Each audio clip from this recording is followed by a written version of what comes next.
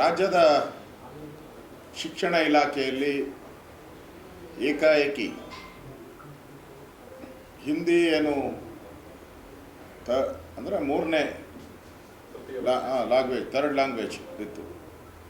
ನಾವು ಶಾಲೆಗೆ ಹೋಗೋ ಸಂದರ್ಭದಲ್ಲಿ, ಸರ್ಕಾರಿ ಶಾಲೆಗೆ ಹೋಗುವಂಥ ಸಂದರ್ಭದಲ್ಲಿ ಹಿಂದಿ ಥರ್ಡ್ ಲ್ಯಾಂಗ್ವೇಜ್ ಇತ್ತು. ಈಗ ಮಕ್ಕಳೆಲ್ಲರೂ ಕೂಡ ಒಂದು ವರ್ಷ ಓದಿದ್ದಾರೆ, ತಯಾರಾಗಿದ್ದಾರೆ, ಎಕ್ಸಾಮ್ ಬರೆಯೋಕ್ಕೆ, ಎಕ್ಸಾಮ್ಗೆ ಹೋಗುವಂಥ ಸನ್ನಿವೇಶ.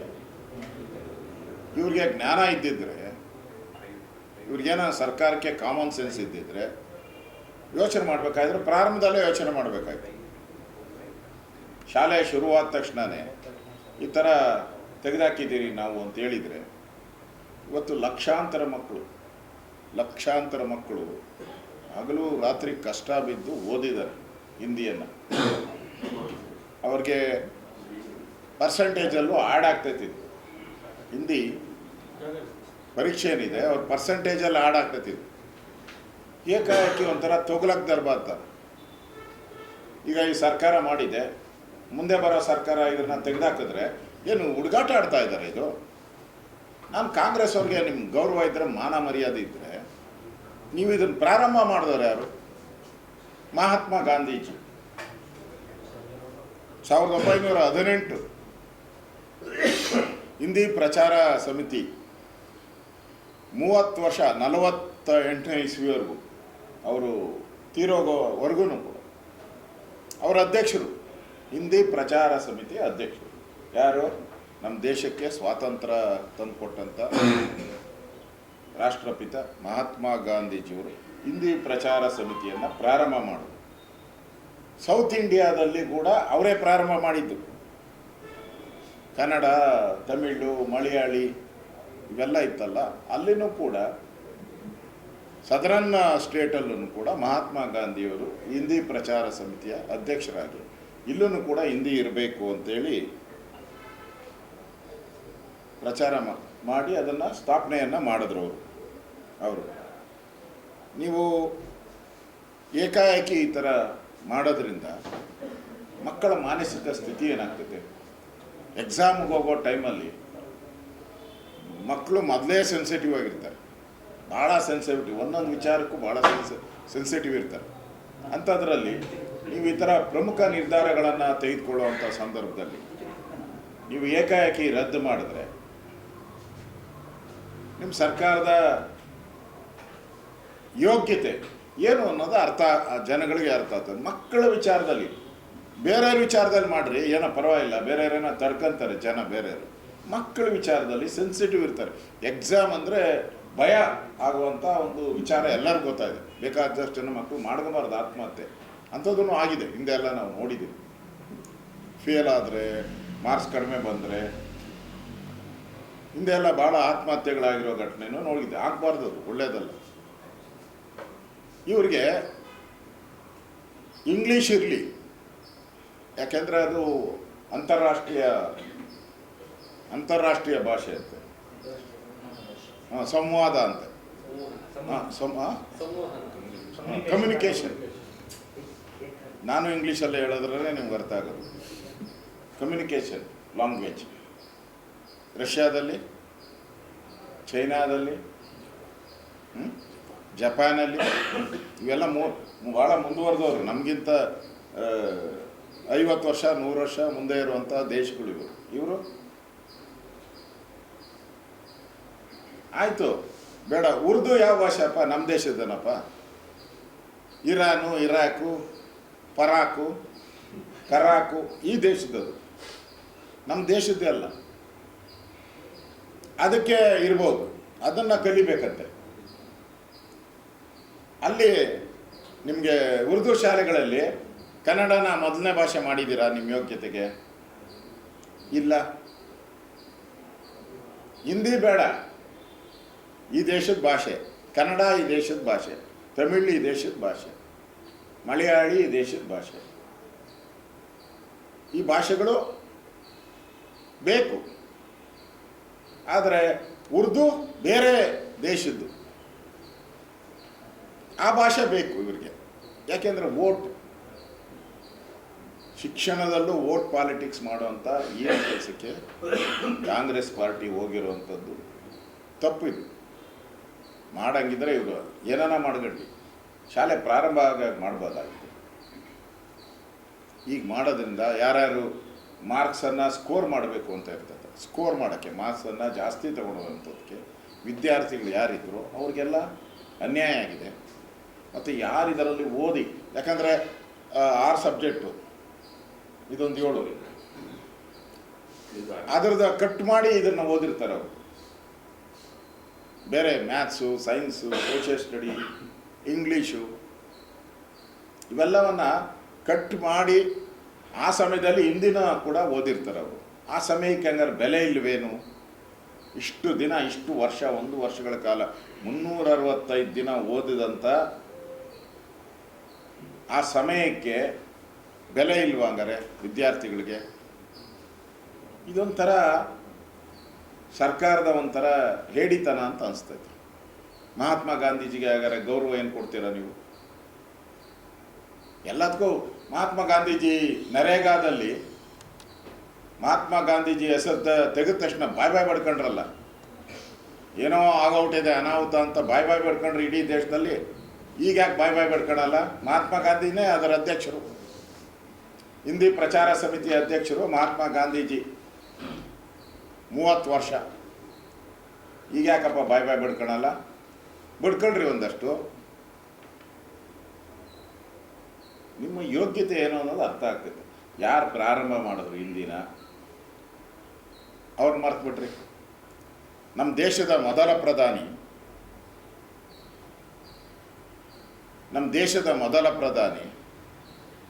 ನೆಹರು. ಮಹಾತ್ಮ ಗಾಂಧಿ ಬಿಡಿ, ಕಾಂಗ್ರೆಸ್ ಅವರು ಮಹಾತ್ಮ ಗಾಂಧೀಜಿಗೆ ಬೆಲೆ ಕೊಡಲ್ಲ, ನಾವು ಬೆಲೆ ಕೊಡಲ್ಲ ಅಂತ ತೀರ್ಮಾನ ಮಾಡ್ಕೊಂಡು ಇದನ್ನು ಮಾಡ್ತಾ ಇದ್ದಾರೆ. ಜವಾಹರ್ಲಾಲ್ ನೆಹರು ಅವರು ತ್ರಿಭಾಷಾ ಸೂತ್ರ ತಂದವರು ಯಾರು? ಜವಾಹರ್ಲಾಲ್ ನೆಹರು ಅವರು. ಮೋದಿ ತಂದಿದ್ರ? ಜವಾಹರ್ಲಾಲ್ ನೆಹರು ತಂದಿದ್ದು. ಇಂದಿರಾ ಗಾಂಧಿ ಒಂದು ಹೆಜ್ಜೆ ಮುಂದೆ ಹೋಗಿ ಇಂದಿರಾ ಗಾಂಧಿ ಇನ್ನೂ ಜೋರು ತಂದರು.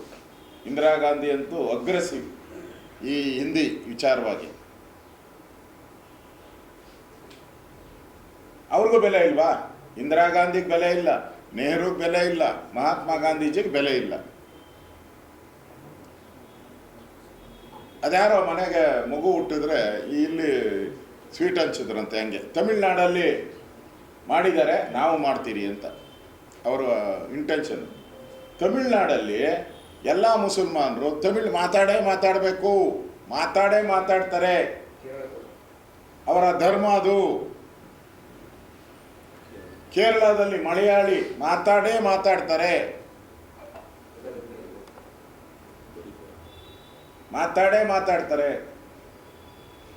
ಕರ್ನಾಟಕದಲ್ಲಿ ಮಾತಾಡ್ಸಪ್ಪ ನೋಡೋಣ.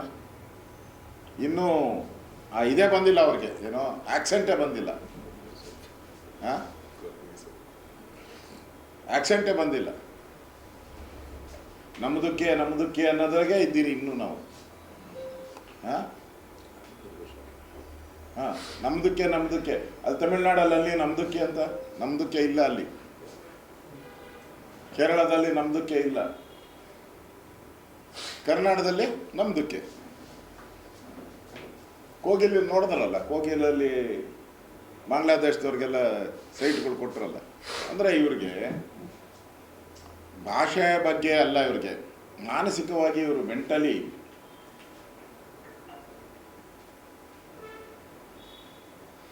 ಭಾಷಾ ಒಡಂಬಡಿಕೆ ಏನಿದೆ, ಮಹಾತ್ಮ ಗಾಂಧೀಜಿ, ನೆಹರು, ಇಂದಿರಾ ಗಾಂಧಿ ಎಲ್ಲ ಪ್ರೈಮ್ ಮಿನಿಸ್ಟರ್ಸು, ಲಾಲ್ ಬಹದ್ದೂರ್ ಶಾಸ್ತ್ರಿ ಅಲ್ಲಿಂದ ಹಿಡಿದು ವಾಜಪೇಯಿ ಕಾಲದವ್ರಿಗೂ ಎಲ್ಲರೂ ಕೂಡ ಇದನ್ನು ಅನುಸರಿಸ್ಕೊಂಬಂದಿದ್ರು. ಆಯಿತು, ಓಕೆ, ನಾಳೆ ಯಾರೋ ನಮ್ಮಲ್ಲಿ ವಿದ್ಯೆ ಕಲಿತಾರಪ್ಪ, IAS ಆಗ್ತಾರೆ, IPS ಆಗ್ತಾರೆ, ಸೈನ್ಸಿಸ್ಟ್ ಆಗ್ತಾರೆ, ಪ್ರೊಫೆಸರ್ ಆಗ್ತಾರೆ. ನಾಳೆ ಬೇರೆ ರಾಜ್ಯಕ್ಕೆ ಹೋದಾಗ ಬಿಟ್ಬಿಡಿ, ಈ ರಾಜ್ಯ ಕರ್ನಾಟಕ ಬಿಟ್ಬಿಡಿ, ಇನ್ನು ಉಳಿದ ಎಲ್ಲ ರಾಜ್ಯಕ್ಕೆ ಹೋದಾಗ ಅವ್ರ ಕಥೆ ಏನು? ಅವ್ರು ಯಾವ ಭಾಷೆಯಲ್ಲಿ ಮಾತಾಡ್ಬೇಕಲ್ಲಿ ಹೋಗಿ ಹೇಳಿ. ನಾವು ಎಜುಕೇಷನ್ ನಮ್ಮ ವಿದ್ಯಾರ್ಥಿಗಳಿಗೆ ಅನುಕೂಲ ಆಗಬೇಕು ದೇಶದಲ್ಲಿ ಎಲ್ಲ ಕಡೆನೂ ಅಂತಂದರೆ ನೀವು ಯಾವ ಭಾಷೆ ಮಾತಾಡ್ತೀರ ಅಲ್ಲಿ ಹೇಳಿ. ಇವೆಲ್ಲವನ್ನ ನೋಡ್ಕೊಂಡೆ ಅವರು ತ್ರಿಭಾಷಾ ಸೂತ್ರವನ್ನು ಹಿಂದೆ ಮಹಾತ್ಮ ಗಾಂಧೀಜಿ, ನೆಹರು, ಇಂದಿರಾ ಗಾಂಧಿ ಎಲ್ಲ ಮಾಡಿದರು. ಅದನ್ನು ನಮ್ಮ ಸರ್ಕಾರನೂ ಕಂಟಿನ್ಯೂ ಮಾಡ್ಕೊಂಡು ಬಂದಿದೆ ಅಷ್ಟೆ. ಈಗ ಕೋಪ, ಮೋದಿ ಮೇಲೆ ಕೋಪ.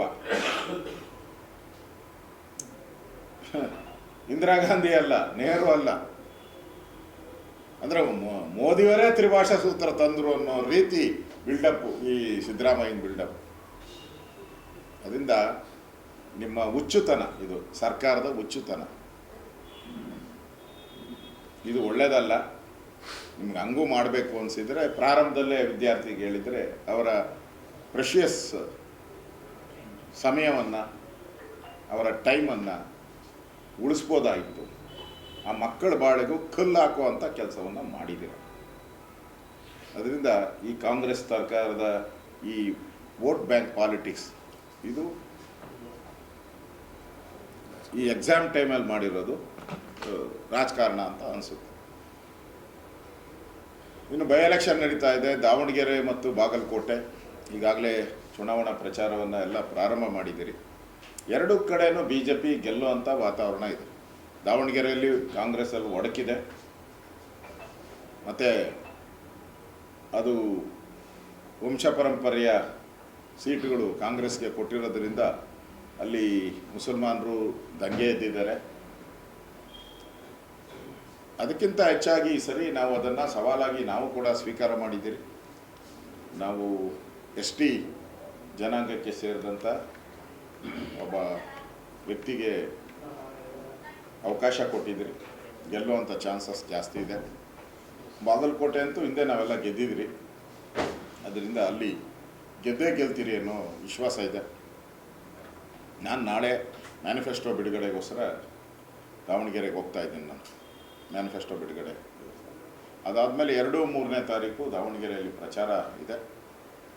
ಅದಾದಮೇಲೆ ಬಾಗಲಕೋಟೆ 4-5 ಬಾಗಲಕೋಟೆ ಪ್ರಚಾರಕ್ಕೆ ನಾನು ಹೋಗ್ತಾ ಇದ್ದೀನಿ. ವಾತಾವರಣ ಒಳ್ಳೆ ರೀತಿ ವಾತಾವರಣ ಇದೆ. ಈಗಾಗಲೇ ಅಲ್ಲಿ ಕಾಂಗ್ರೆಸ್ ಒಂದು ರೀತಿ ಒಡೆದ ಮನೆ. ಅದ್ರ ಜೊತೆಗೆ ಹೋಗುವಂಥ ಯಾರ್ಯಾರು ಲೀಡರ್ಸ್ ಇದ್ದಾರೆ ಕಾಂಗ್ರೆಸ್, ಅವರೆಲ್ಲರೂ ಕೂಡ ಚುನಾವಣಾ ನೀತಿಯನ್ನು ಮರೆತು ಮಾತಾಡ್ತಾ ಇರೋದ್ರಿಂದ ಯಾವ ರೀತಿ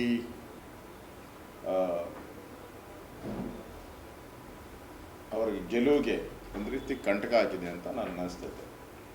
ಅದರಿಂದ ಎರಡೂ ಕ್ಷೇತ್ರಗಳು ಗೆದ್ದೇ ಗೆಲ್ತೀರಿ ಅನ್ನೋ ವಿಶ್ವಾಸದಲ್ಲಿ ನಾವು ಚುನಾವಣೆ ಪ್ರಚಾರವನ್ನು ನಾವು ಮಾಡ್ತಾ ಇದ್ದೀವಿ.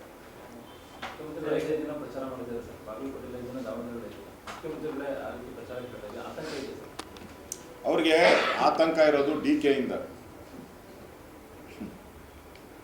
ಜನಗಳಿಂದ ಆತಂಕ ಅಲ್ಲ. ಏನಾನ ಸೋತ್ರೆ ನನ್ನ ಚೇರ್ನ ಖಾಲಿ ಎಳ್ಕೊಂಡು ಹೋಗ್ತಾರೆ, ಚೇರ್ ಕಿತ್ಕೊಂಡು ಹೋಗ್ತಾರೆ ಅಂತ ಭಯ. ಆ ಚೇರ್ ಕಿತ್ಕೊಂಡು ಹೋಗ್ತಾರೆ ಭಯದಿಂದ ಸಿದ್ದರಾಮಯ್ಯನವರು 5 ದಿನ ಪ್ರಚಾರ ಹಾಕ್ಕೊಂಡಿದ್ದಾರೆ. ಹೌದು. ಈಗ ಜಮೀರ್ ಮುಂಚ್ಕೊಂಡು ಅವರು ಕಾಣೆ ಆಗ್ಬಿಟ್ಟಿದ್ದಾರಲ್ಲ, ಕೇರಳಗೆ ಹೋಗಿದ್ದಾರೆ. ಕಾಣದಂತೆ ಮಾಯವಾದನು ನಮ್ಮ ಜಮೀರ, ಕೇರಳಕ್ಕೆ ಓಡಿ ಹೋದರು, ಆ ಸ್ಥಿತಿ ಆಗ್ಬಿಟ್ಟಿದೆ. ಕೈಯ ಕೊಟ್ಟು ಓಡಿ ಹೋದರು,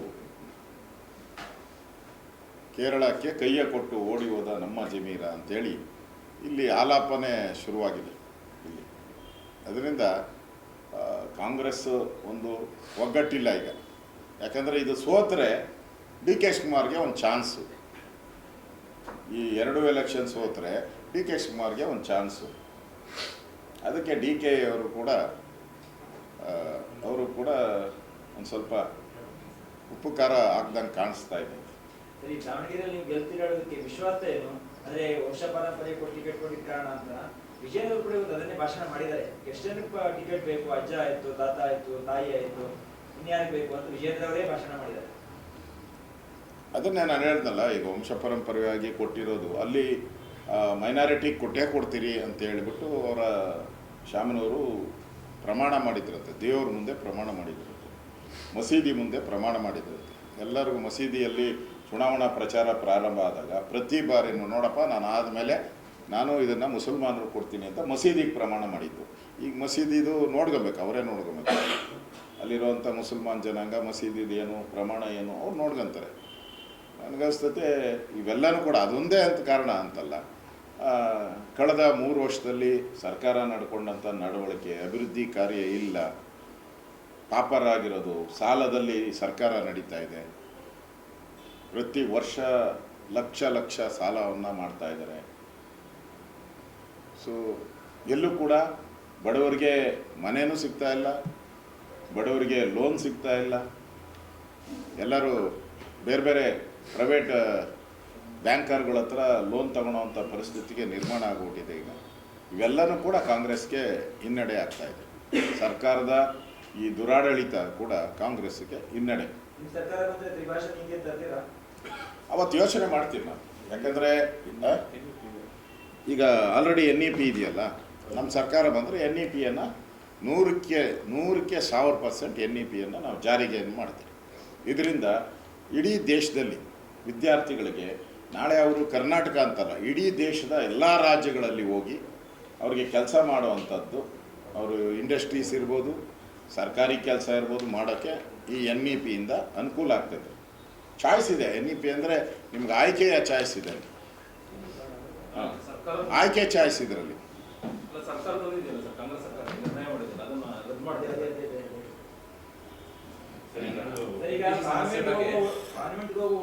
ಈಗ ಇನ್ನೊಂದು ಭಾಳ ಪ್ರಮುಖವಾದಂಥದ್ದು, ಈ ಕುಕ್ಕರ್ ಬ್ಲಾಸ್ಟ್ ಆಗಿತ್ತಲ್ಲ, ಕುಕ್ಕರ್ ಮಂಗಳೂರಲ್ಲಿ ಕುಕ್ಕರ್ ಬ್ಲಾಸ್ಟ್ ಆಗಿತ್ತು. ಅವನಿವತ್ತು ತಪ್ಪೊಪ್ಪಿಗೆಯನ್ನು ಮಾಡಿದ್ದಾನೆ. ನಾನು ಧರ್ಮಸ್ಥಳಕ್ಕೆ ಬಾಂಬು ಅಟಂಬ ಏನು ಬಾಂಬ್ ಅದು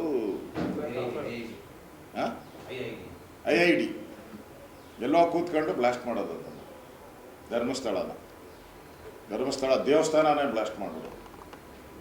ಅದೇ ರೀತಿ ಇನ್ನೊಂದು ದೇವಸ್ಥಾನ ಕದ್ರಿ, ಅದು ಕದ್ರಿಯ ಮಂಜುನಾಥ್. ಆ ದೇಶನ ಅಂದರೆ ಈಶ್ವರನ್ನೇ ಟಾರ್ಗೆಟ್.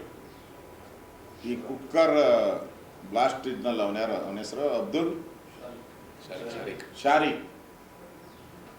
ಅವನದು ಟಾರ್ಗೆಟ್ಟು ಈಶ್ವರ,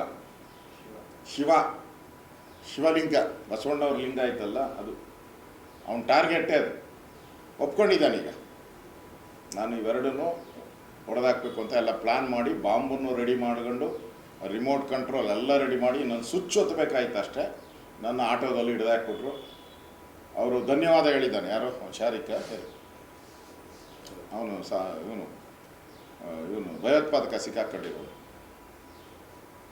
ಅವನು ಹೇಳಿದ್ದಾನೆ, ನನಗೆ ಯಾರು ಕಂಡಮ್ ಮಾಡೋದು ಪರವಾಗಿಲ್ಲ, DK ಶಿವಕುಮಾರ್ ಅವರು ನನ್ನ ಬ್ರದರ್ ಅಂದಿದ್ದಾರೆ, ಐ ಆಮ್ ಹ್ಯಾಪಿ ಅಂತ ಹೇಳಿ ಸ್ಟೇಟ್ಮೆಂಟನ್ನು ಕೊಟ್ಟಿದ್ದಾರೆ. ಐ ಆಮ್ ಹ್ಯಾಪಿ ಅಂತ ಅಂದ್ರೆ DK ಶಿವಕುಮಾರ್ ಅವರು ಇವತ್ತು ಅದಕ್ಕೆ ಉತ್ತರ ಕೊಡಬೇಕು. ಇಂಥ ಪುಣ್ಯಾತ್ಮನ್ನ, ಇಂಥ ದೇಶನ ಕಾಪಾಡೋ ಅಂಥವ್ನು, ದೇಶನ ಧ್ವಂಸ ಮಾಡೋಕ್ಕೆ ಬಂದವನು, ದೇಶನ ಕಾಪಾಡೋಕ್ಕೆ ಬಂದೊಂದು ರೀತಿ ಇವನಿಗೆ ಬಿಲ್ಡಪ್. ಯಾರೋ ಹೋಗಿ ಪಾಕಿಸ್ತಾನ ಮೇಲೆ ಯುದ್ಧ ಮಾಡಿ ಜೈಬೇರಿ ಮಾಡಿ ಬರ್ತಾರಲ್ಲ, ಅವ್ನು ಸನ್ಮಾನ ಮಾಡ್ತಾರಲ್ಲ, ಹಂಗೆ ಈಸ್ ಮೈ ಬ್ರದರ್ ಅಂದರು. ಈಗ ಯಾವ ಬ್ರದರು ಸನ್ಮಾನ್ಯ DK ಶಿವಕುಮಾರ್ ಅವರೇ? ಈಗ ಬ್ರದರ್ ಯಾವ ಬ್ರದರ್ ಅವರು ಅಂದರೆ ಕಾಂಗ್ರೆಸ್ ಪಾರ್ಟಿ ಅವ್ರಿಗೆ ಈಶ್ವರನ್ ಕಂಡ್ರೆ ಆಗಲ್ಲ, ಮಂಜುನಾಥನ್ ಕಂಡ್ರೆ ಆಗಲ್ಲ. ಅವ್ರಿಗೆ ಅವರು ಕಾಂಗ್ರೆಸ್ ಬ್ಲಡ್ಡಲ್ಲೇ ಬಂದ್ಬಿಟ್ಟಿದೆ. ಅದರಿಂದ ಈಗ ಸರ್ಕಾರ ಸ್ಪಷ್ಟ ಮಾಡಬೇಕು, ಯಾಕಂದರೆ ಇನ್ನೂ ನ್ಯಾಯ ಸಿಕ್ಕಿಲ್ಲ ನಮಗೆ. ಎಲ್ಲಿ ವಿಧಾನಸೌಧದಲ್ಲಿ ಪಾಕಿಸ್ತಾನ ಜಿಂದಾಬಾದ್ ಅಂತಂತ ರಾಜ್ಯಸಭಾ ಮೆಂಬರ್ ಅವರ ಬೆಂಬಲಿಗರು, ಇನ್ನೂ ನಮಗೆ ನ್ಯಾಯ ಸಿಕ್ಕಿಲ್ಲ ಅದರಲ್ಲಿ. ಅಟ್ಲೀಸ್ಟ್ ಇದರಲ್ಲಿ ಕುಕ್ಕರ್ ಬಾಂಬ್ ಅಲ್ಲ ಆದ್ರೂ ಕೂಡ ಅವನು ಒಪ್ಕೊಂಡಿದ್ದಾನೆ, ಏನೋ ಸ್ವಇಚ್ಛಾ ಹೇಳಿಕೆಯನ್ನು ಮಾಡಿ ಒಪ್ಕೊಂಡಿದ್ದಾನೆ. ಇಲ್ಲೂ ಒಪ್ಕೊಬೇಕು. ವಿಧಾನಸೌಧದಲ್ಲೂ ಪಾಕಿಸ್ತಾನ ಜಿಂದಾಬಾದ್ ಅನ್ನೋನು ಅವನು ಕೂಡ ಇಮ್ಮಿಡಿಯೇಟಾಗಿ ಇದು ನಾನೇ ಅಂದಿದ್ದು ಅಂತೇಳಿ ಒಪ್ಕೊಂಡು ಕ್ಷಮಾಪಣೆ ಕೇಳಬೇಕು. ಆಮೇಲೆ ಕಾನೂನು ಪ್ರಕಾರ ಅವ್ರ ಮೇಲೆ ಕ್ರಮ ಆಗೇ ಆಗುತ್ತೆ, ಮಾಡಬೇಕು. ಅದರಿಂದ ಈ ಕಾಂಗ್ರೆಸ್ ಪಾರ್ಟಿ ವೋಟ್ಗೋಸ್ಕರ ದೇಶದ ಬೈದರೂ ಪರವಾಗಿಲ್ಲ, ಏನು ಮಾಡಿದ್ರೂ ಪರವಾಗಿಲ್ಲ, ನಮ್ಮ ಬ್ರದರ್ಸ್ ಅಂತಾರೆ. ಅದರಿಂದ ಈ ಥರ ಹೇಳಿಕೆಗಳು ಕೊಡೋದ್ರಿಂದ ದೇಶದ ಭದ್ರತೆಗೆ ಧಕ್ಕೆ ಆಗ್ತೈತೆ. ಇಷ್ಟಾದರೂ ಕಾಂಗ್ರೆಸ್ ಅವ್ರಿಗೆ, ಯಾಕಂದರೆ ದೇಶ ಪೂರ್ತಿ ಖಾಲಿ ಔಟ್ ಕಾಂಗ್ರೆಸ್ ಮುಕ್ತ ಭಾರತ ಆಗ್ತಾ ಇದೆ ಎಲ್ಲ ಕಡೆ. ಈಗ ಇನ್ನು ಉಳಿದಿರೋದು 3 ರಾಜ್ಯಗಳು ಮಾತ್ರ. ಮುಂದೆ ಚುನಾವಣೆ ನಡೆದ್ರೆ ಕರ್ನಾಟಕನೂ ಇಲ್ಲ, ತೆಲಂಗಾಣನೂ ಇಲ್ಲ, ಹೊರಟೋಗ್ತದೆ. ಹಿಮಾಚಲ್ ಅಂತೂ ಗ್ಯಾರಂಟಿ ಇಲ್ಲ, ಯಾಕಂದ್ರೆ ಪಾಪರಾಗಿ ಬೀದಿಯಲ್ಲಿ ಭಿಕ್ಷೆ ಅಮ್ಮ ಅಪ್ಪ ಅಂತ ಭಿಕ್ಷೆ ಬಿಡ್ತಾವ್ರು ಅವರು. ಹಿಮಾಚಲ್ ಪ್ರದೇಶದಲ್ಲೇ ಭಿಕ್ಷೆ, ದೇವಸ್ಥಾನ ದುಡ್ಡೆಲ್ಲ ಒಡೆಯೋಕ್ಕೆ ರೆಡಿ ಮಾಡ್ಕೊಂಬಿಟ್ಟವ್ರು ಅವಾಗೆ. ಅಲ್ಲಿರೋ ಸಂಬಳನೆಲ್ಲ ಕಟ್ ಮಾಡಾಕ್ಬಿಟ್ಟವ್ರೆ, ಸಂಬಳ ಕೊಡೋಕ್ಕೂ ದುಡ್ಡಿಲ್ಲ, ಸಂಬಳನೂ ಡಿಸ್ಕೌಂಟು 30% ಏನೋ, ಆ ಸ್ಥಿತಿಗೆ ತಂದಿದ್ದಾರೆ. ನಮ್ಮದು ಇನ್ನು 2 ವರ್ಷ ಹೋದರೆ ಅದೇ ಸ್ಥಿತಿನೇ, ನಮ್ಮದು ಕರ್ನಾಟಕನೂ ಅದೇ ಸ್ಥಿತಿಗೆ ಬರ್ತೈತೆ. ತೆಲಂಗಾಣ ಈಗಾಗಲೇ ಮುಖ್ಯಮಂತ್ರಿ ಅನೌನ್ಸ್ ಮಾಡಿಬಿಟ್ಟವ್ರೆ, ನಮ್ಮ ಹತ್ರ ಏನು ಕೇಳಬೇಡಿ, ಡೆವಲಪ್ಮೆಂಟು ಎಜುಕೇಷನ್ ಒಂದು ಕೊಡ್ತೀನಿ, ಇವ್ನು ಉಳಿದಿದ್ದೆಲ್ಲ ನಾಮ ಅಂತ ಹೇಳ್ಬಿಟ್ಟಿದ್ದಾರೆ. ಅದರಿಂದ ಕಾಂಗ್ರೆಸ್ ಪಾರ್ಟಿ ದೇಶದಲ್ಲಿ ಖಾಲಿಯಾಗುವಂಥ ಪಾರ್ಟಿ. ಏನೋ INDAಯಿಂದ ಉಳ್ಕೊಂಡವ್ರು ಅಷ್ಟೇ. ಅವ್ರದ್ದೇನಾನ ಸಪೋರ್ಟ್ ಇಲ್ಲ ಅಂದರೆ, ಈಗಾಗಲೇ ಮಮತಾ ಸೀಟ್ ಕೊಟ್ಟಿಲ್ಲ, ಕೇಜ್ರಿವಾಲ್ ಸೀಟ್ ಕೊಟ್ಟಿಲ್ಲ, ಇಲ್ಲಿ ತಮಿಳ್ನಾಡಲ್ಲಿ ಅವರನ್ನು ಕಿಕ್ಔಟ್ ಮಾಡ್ದಂಗೆ ಕಾಣಿಸ್ತಾ ಇದೆ. ಹಾಂ, ಬಾರ್ಗೇನ್ ಮಾಡಿ ಭಿಕ್ಷೆ ಬೇಡಿ ತಗೊಂಡಿದ್ದಾರೆ ಅದನ್ನು. ಆ ಸ್ಥಿತಿ ಇರೋದ್ರಿಂದ ಕಾಂಗ್ರೆಸ್ ಮುಕ್ತ ಭಾರತ ಆಗೋದು ಒಳ್ಳೆಯದು. ಈ ರೀತಿ ನೀವು ತೊಗಲಕ್ಕೆ ದರ್ಬಾರ್ ಮಾಡೋದು ಅಲ್ಟಿಮೇಟಾಗಿ ಜನ ಇವರನ್ನು ದೇಶದಿಂದನೇ ಓಡಿಸ್ಬಿಡ್ತಾರೆ. LPG ಸಮಸ್ಯೆ ಸರ್, ಕೇಂದ್ರ ಸರ್ಕಾರ ಸರಿಯಾಗಿ ಬಗೆಹರಿಸ್ತಿಲ್ಲ ಅಂತ ಹೇಳಿಕೆನ ಮುಂದೆ ಕೊಟ್ಟರು. ಕೇಂದ್ರ ಸರ್ಕಾರ ಇದನ್ನೆಲ್ಲ ಅಡ್ರೆಸ್ ಮಾಡಬೇಕು, ಹಣ ಬರಬೇಕು, ಸಮಸ್ಯೆ ಹಾಹಾಕಾರ ಜಾಸ್ತಿ. ಈ ಸಮಸ್ಯೆ ಕರ್ನಾಟಕಕ್ಕೆ ಮಾತ್ರ ಇಲ್ಲ, ಪ್ರಪಂಚದಲ್ಲಿರುವಂಥ ಎಲ್ಲ ದೇಶಗಳಿಗೂ ಈ ಸಮಸ್ಯೆ ಇದೆ. ಎಲ್ಲ ದೇಶಗಳು ಹೇಗೆ ನಿಭಾಯಿಸ್ತಾ ಇದ್ದಾರೋ ಅದಕ್ಕಿಂತ ಹೆಚ್ಚಿನ ರೀತಿ ನರೇಂದ್ರ ಮೋದಿಯವರು ನಿಭಾಯಿಸ್ತಾ ಇದ್ದಾರೆ. ಮನೆಗಳಿಗೆ ಸಿಗುವಂಥ ಸಿಲಿಂಡರ್ಸ್ ಎಲ್ಲ ನಾರ್ಮಲ್ 68% ಮಾಧ್ಯಮದಲ್ಲಿ ಬಂದಿರೋ ವರದಿನೇ ಹೇಳ್ತಾ ಇದ್ದೀನಿ, 68% ಫುಲ್ಫಿಲ್ ಮಾಡ್ತಾ ಇದ್ದಾರೆ. ಮತ್ತು ಇರಾನ್ನಿಂದ ಬರಬೇಕಲ್ಲ ಹಾರ್ಮೋಸ್, ಆ ಜಲಸಂಧಿ, ಅಲ್ಲಿ ನಮಗೆ ಮಾತ್ರ ಅನುಮತಿಯನ್ನು ತೊಗೊಂಡಿದ್ದಾರೆ ಮೋದಿ, ಬೇರೆಯವ್ರಿಗೆ ಸಿಕ್ಕಿಲ್ಲ, ನಮಗೆ ಮಾತ್ರ ಅನುಮತಿಯನ್ನು ಕೊಟ್ಟಿಸಿದ್ದಾರೆ. ಅಂದರೆ ನರೇಂದ್ರ ಮೋದಿ ನಮ್ಮ ಪರವಾಗಿ ನಿಂತಿದ್ದಾರೆ ಅನ್ನೋದಕ್ಕಿಂತ ಇದಕ್ಕಿಂತ ದೊಡ್ಡ ಸಾಕ್ಷಿ ಬೇಕಾಗಿಲ್ಲ. ಅದರಿಂದ ಬರ್ತಾ ಇದು ತಿಳಿ ಆಗ್ತೈತೆ. ಜನನೂ ಕೂಡ ಯುದ್ಧದ ಸಂದರ್ಭದಲ್ಲಿ ನಮ್ಮ ನಡವಳಿಕೆಗಳು ಹೇಗಿರ್ಬೇಕು, ನಾವೆಲ್ಲರೂ ಕೂಡ ಹಾಗೆ ನಡ್ಕೊಳ್ಳೋದನ್ನ, ದೇಶ ಒಟ್ಟಾಗಿ ಈ ಯುದ್ಧದ ಸಂದರ್ಭದಲ್ಲಿ ಇಡೀ ದೇಶ ಒಟ್ಟಾಗಿ ನಾವು ತೊಂದರೆ ಆಗದ ರೀತಿಯಾಗಿ ಕೇಂದ್ರ ಸರ್ಕಾರವನ್ನು ಕೂಡ ಕ್ರಮ ವಹಿಸ್ತೈತೆ ಅನ್ನೋ ವಿಶ್ವಾಸ ನನಗಿದೆ. ಧನ್ಯವಾದಗಳು.